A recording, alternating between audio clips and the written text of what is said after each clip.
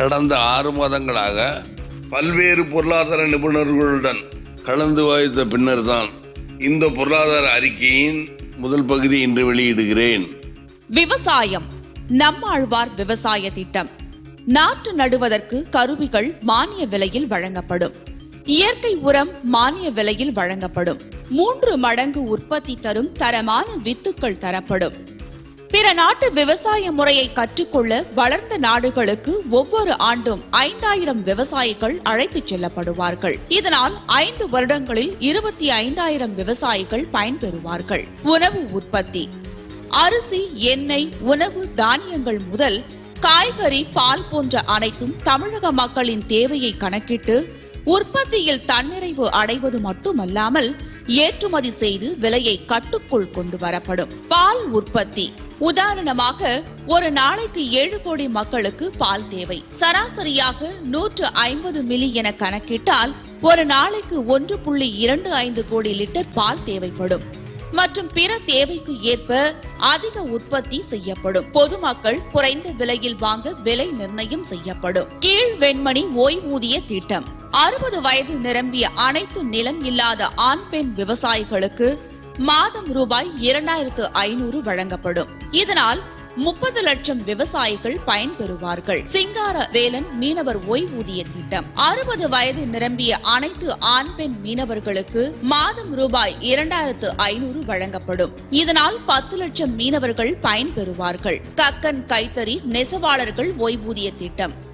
60 வயது நிரம்பிய ஆண் பெண் கைத்தறி நெசவாளர்கள் அனைவருக்கும் மாதம் ரூபாய் 2500 வழங்கப்படும். இதனால் 10 லட்சம் கைத்தறி நெசவாளர்கள் பயன்பெறுவார்கள். அப்துல் கலாம் கிராம பொலிவு திட்டம். 12,620 கிராமங்களுக்கும் இந்த திட்டம் செயல்படுத்தப்படும். கிராமத்தில் வசிக்கும் ஒருவரின் குடும்ப வருமானம் குறைந்தது மாதம் ரூபாய் 25,000 அளவிற்கு வழிவகை செய்யப்படும். விவசாயம், ஆடு, மாடு, மீன், கோழி, பட்டுப்பூச்சி, தேனீ, பழமரம் வளர்த்தல் மற்றும் கைத்தொழில் மூலம் உற்பத்தியாகும் பொருட்களை அரசே கொள்முதல் செய்து கொள்ளும். பழங்கள், பூக்கள் ஏற்றுமதி செய்யப்படும். குடிசைகள் முற்றிலுமாக அகற்றப்பட்டு கல் வீடுகள் கட்டித்தரப்படும். கல்வி. சிறப்பு குழந்தைகள். இவர்கள் தங்கி படிக்க பிரத்யேக வசதியுடன் தனி பள்ளிக்கூடம், கல்லூரி உருவாக்கப்படும். 3ஆம் பாலினம். இவர்கள் தங்கி படிக்க அனைத்து வசதிகளுடன் தனி பள்ளிக்கூடம், கல்லூரி ஏற்படுத்தப்படும். பள்ளி கல்லூரியில் பாட புத்தகம். மாணவர்களிடம் நாட்டுப்பற்றும் மற்றும் மொழி பற்றும் வளர வேண்டும். அதற்காக உ.வே. சாமிநாத ஐயரின் என் சரிதம், காந்திஜியின் சத்திய சோதனை, மதன் அவர்களின் வந்தார்கள் வென்றார்கள், மாப்போசியின் விடுதலை போரில் தமிழகம், எஸ். ராமகிருஷ்ணன் அவர்களின் எனது இந்தியா, இது போன்ற நூல்கள் பள்ளி கல்லூரி பாடத்திட்டத்தில் சேர்க்கப்படும். மாணவர்களுடன் கலந்துரையாடல். கவிஞர்கள், எழுத்தாளர்கள், விமர்சகர்கள், சமூக ஆர்வலர்கள், ஓவியர்கள் என சமூகத்தில் பல துறைகளில் அனுபவம் வாய்ந்தவர்கள் அனைவரும் பள்ளி மற்றும் கல்லூரிகளுக்கு சென்று மாணவர்களின் அறிவு வளர்ச்சி, உலக நடப்பு, ரசனை மேம்பாடு என பாடத்திட்டம் தவிர்த்து பிற உலக விஷயங்களை கலந்துரையாடல் பாணியில் நடத்துவார்கள்.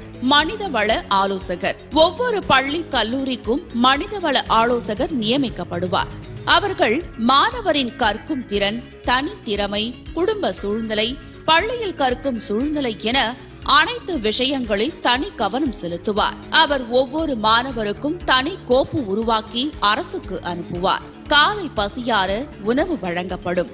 குடும்ப சூழ்நிலை காரணங்களால் காலை உணவு கிடைக்காமல் பள்ளிக்கூடத்திற்கு வருவதால் அவர்களுக்கு காலை பசியார தரமான எளிமையான உணவு வழங்கப்படும்.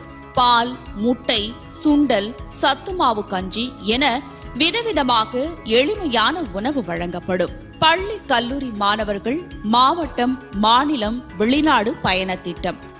பள்ளி கல்லூரி மாணவர்கள் கிணற்று தவளையாக இல்லாமல் கல்வியில் இளமையிலேயே பல விஷயங்களை தெரிந்து கொள்ள இந்த பயணம் உதவும். மாவட்டத்தை விட்டு வேறு மாவட்டத்திற்கும், மாநிலத்தை விட்டு வேறு மாநிலத்திற்கும், பிற நாட்டிற்கும் பள்ளி கல்லூரி மாணவர்கள் சலுகை கட்டணத்தில் அழைத்துச் செல்லப்படுவார்கள். 1000 பெண் பள்ளிக்கூடங்கள் மாலை நேர மகளிர் கல்லூரிகளாக மாற்றப்படும். மாநிலத்தில் உள்ள பெண்கள் பள்ளிக்கூடங்கள் மகளிர் கல்லூரிகளாக மாற்ற நடவடிக்கை எடுக்கப்படும். இதன் மூலம் 1 லட்சம் மகளிருக்கு வேலைவாய்ப்பு உருவாகும். மேலும் ஆண்டுக்கு 10 லட்சம் பெண்கள் பட்டதாரியாக உருவாக்க வழிவகை செய்யப்படும். சுகாதாரம். தரமான மருத்துவமனைகள் 385 தாலுகாவிலும் அதிநவீன வசதியில் 24 மணி நேர சேவைகளுடன் மருத்துவமனைகள் புதிதாக கட்டப்படும். குறைந்த விலையில் தரமான மருத்துவ வசதி வழங்கப்படும். இதன் மூலம் 1 லட்சம் பேருக்கு நேரடியாக வேலைவாய்ப்பு ஏற்படுத்தி தரப்படும். வேலைவாய்ப்பு. சமூக வளர்ச்சி மேம்பாடு. 385 தாலுகாவிலும் வணிக வளாகம் தனியாருடன் இணைந்து 200 முதல் 500 கடைகள் வரை கட்டப்படும். வாடகை அல்லது சொந்தமாகவும் வாங்கிக் கொள்ளலாம். ஒவ்வொரு வளாகத்திலும் 3 முதல் 5 திரையரங்குகள் நிறுவப்படும். இதன் மூலம் 2 லட்சம் பேர்கள் பயன்பெறுவார்கள். சுற்றுலா விடுதிகள். அனைத்து சுற்றுலா தலங்களிலும் நிறைவான வசதிகளுடன் தங்கும் விடுதிகள் கட்டப்படும். எல்லா தரப்பினரும் பயன்படுத்தும் வகையில் கட்டணம் நிர்ணயிக்கப்படும். இந்த திட்டத்தின் மூலம் 10 லட்சம் பேர் பயன்பெறுவார்கள். தனியாருடன் இணைந்து நடத்தப்படும் நிறுவனங்கள். கொரியர், கிராம மக்கள் தயாரிக்கும் பொருட்கள், எண்ணெய் உற்பத்தி நிறுவனம், பெண்களுக்கான சுகாதார பொருட்கள் தயாரித்தல், சிறு தின்பண்டங்கள் தயாரித்தல், பிஸ்கட், ரொட்டி தயாரிப்பு, கால்நடை தீவனம், செங்கல் தயாரிப்பு, இரும்பு கம்பிகள் தயாரிப்பு, சிமெண்ட், மணல், மென்பொருள் தயாரிப்பு. இதன் மூலம் 5 லட்சம் பேருக்கு வேலை வாய்ப்பு உருவாக்கப்படும். தனியாரிடம் நிர்வாகம் இருந்தாலும் விலை நிர்ணயம் அரசுதான் இறுதி செய்யும். குறைந்த விலையில் தரமான பொருட்கள் கிடைக்கும். தமிழகமெங்கும் உள்ள ஜவுளி கடைகளுக்கு கைத்தறி பொருட்கள் விநியோகம் செய்யப்படும். உதாரணமாக நல்லி, போத்தீஸ் போன்ற கடைகளுக்கு பிற மாநிலங்களில், பிற நாடுகளில் விற்பனை விநியோகம் வழங்கப்படும். சமூக பாதுகாப்பு திட்டங்கள்.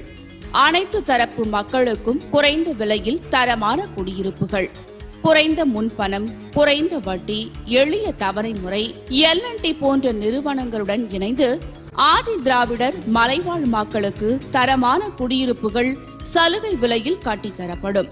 ஒரு சதுர அடி 2000 ரூபாய் முதல் அதிகபட்சமாக 5000 ரூபாய் வரை. தமிழகத்தில் உள்ள இயற்கை வளங்கள். தமிழகத்தில் உள்ள தாது மணல், கிரானைட் என அனைத்து இயற்கை வளங்களும் தேசியமயமாக்கப்படும். இதன் மூலம் அரசுக்கு அதிக வருவாய் கிடைக்கும். எரிசக்தி. Petrol, diesel. தமிழகத்தில் பெட்ரோல் லிட்டர் 45 ரூபாய்க்கும் டீசல் லிட்டர் 35 ரூபாய்க்கும் விலை நிர்ணயம் செய்யப்படும். சுங்கவரி. நெடுஞ்சாலை சுங்கவரி. தமிழகத்தில் உள்ள தேசிய நெடுஞ்சாலையில் வசூலிக்கப்படும் சுங்கவரி இனிமேல் பாதியாக குறைக்கப்படும். தேவைப்படும் எனில் தமிழக அரசு அந்த நிறுவனத்தை தேசியமயமாக்கும். தமிழகத்தில் உள்ள ஆறுகள். தமிழகத்தில் பாயும் ஆறுகள் இணைப்பதன் மூலம் பாசன வசதி மற்றும் குடிநீர் தேவைகள் பூர்த்தி செய்யப்படும். அடித்தட்டு மக்களுக்கு ரேஷன் பொருட்கள் இல்லம் தேடி கொடுத்தல். மக்கள் ரேஷன் கடைகளில் கால் கடுக்க நிற்கும் காலம் இனி மலையேறிவிடும். அவர்களுக்கு வழங்கப்படும் பொருட்கள் அவர்களின் இல்லத்திற்கே கொண்டு வந்து சேர்க்கப்படும். இதற்காக அவர்களிடம் கூடுதல் கட்டணம் ஏதும் வசூலிக்கப்பட மாட்டாது. பொதுமக்களின் கருத்துக்களை பெற்ற பின் மற்ற 2 பகுதிகளையும் வரும் மாதங்களில் வெளியிடுகிறோம். பொதுமக்கள் தங்களின் மேலான கருத்துக்களை captain16election@gmail.com என்கிற இமெயிலுக்கு தெரிவிக்க வேண்டுகிறோம்.